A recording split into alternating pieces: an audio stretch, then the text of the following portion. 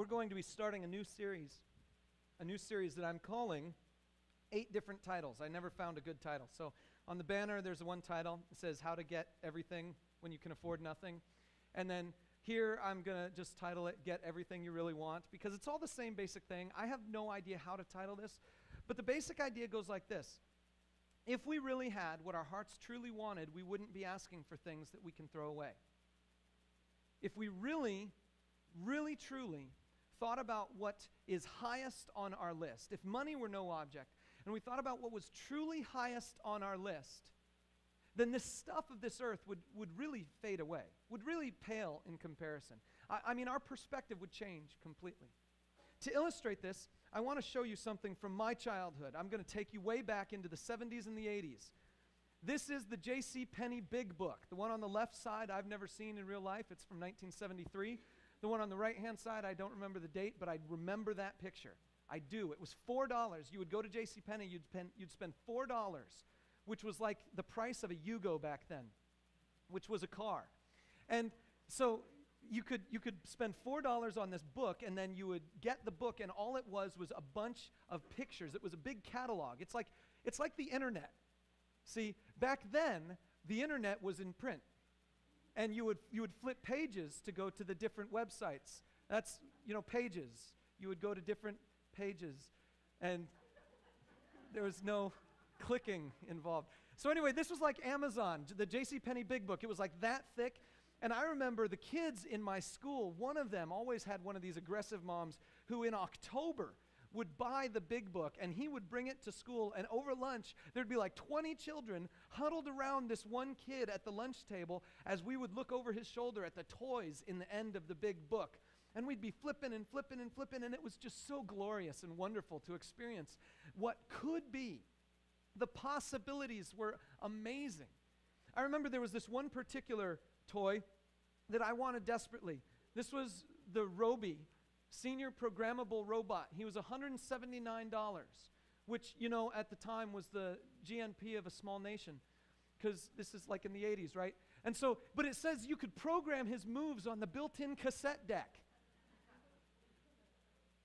Cassettes, you know what those things are? Okay. And then you could speak through a built-in mic, and it had a built-in clock timer with LCD display. Use the remote control to move Roby Senior forward, backward, right, and left at your command, or program him to move, make robot sounds, and speak in your own voice. And because it was a cassette, so it would just play it, right? So anyway, I wanted this guy, but he was $179, and that was way out of my range. And the reason I wanted him, honestly, was because the robot that I really wanted was way even beyond that range. This guy, you have to see this. This is the Omnibot 2000. I mean, you can barely make out the eyes on the picture on the right-hand side, but this is the Omnibot 2000, and on the left-hand side, that's all the stuff that he came with, and he was literally programmable. He would do things like move forward and backward, and turn left and right, and move his arms forward and close his grip, and then move them back. It was awesome. I wanted him so that I could program him to clean my bedroom. And I told my mom this as a sales tactic. Mom, if you get me this robot, I can use him to help me clean my bedroom. And somehow she saw through that. My mother was brilliant. Of course, the problem was that the Omnibot was $299. So he was way out of my range. My family had a practice that each Christmas we got one big gift. And the year I wanted the Omnibot, my big gift value, quota, limit was $20. 10 times less than the Omnibot 2000. So I remember going to Toys R Us with my mom and dad that year because the big book didn't have anything in my price range. And so we went to Toys R Us, and as we were looking around, I saw the most glorious box I'd ever seen in my life. You guys might need to bring the lights down because this is glorious. You gotta see this. This is the GoBots Command Center. The GoBots Command Center. So your parents put it together? No, I put it together. I got it that year. My parents somehow snuck it out of Toys R Us without me knowing on that very same day. And so that was the Command Center, the GoBots Command Center. I had to assemble it myself, and it was everything the commercial said it would be. Mostly. It did make noises, and the legs did not pop down on their own. You had to push them with rather a large amount of force. But then when you would open it up, it did have all the pieces inside, and you could turn the head around and have one robot hiding in the back there. And by the way, for those of you who are just, completely out of range with my age level, a GoBot was like a transformer for the people who couldn't afford transformers. I have one here.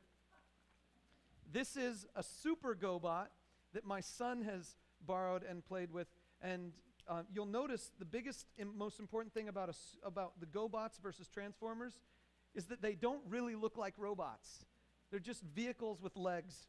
And but they were cheap, and I could buy them myself. I loved them. I thought it was awesome. Anyway, the point is, I never really wanted the command center.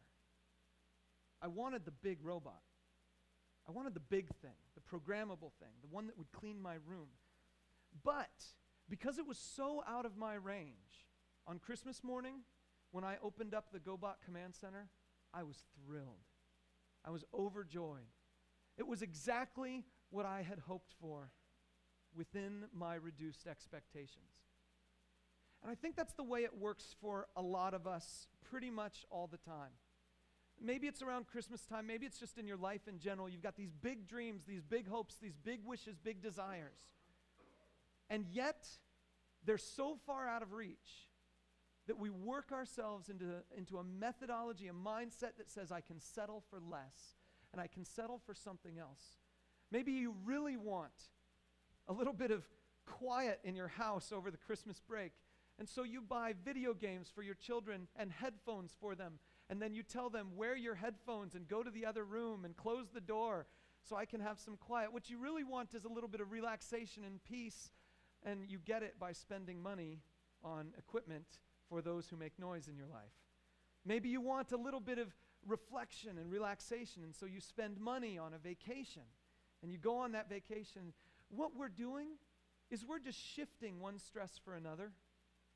We have one stress, and so, especially around Christmas time, this is evident. We have one stress in our life, and so we try to compensate for that stress by using our money and spending it.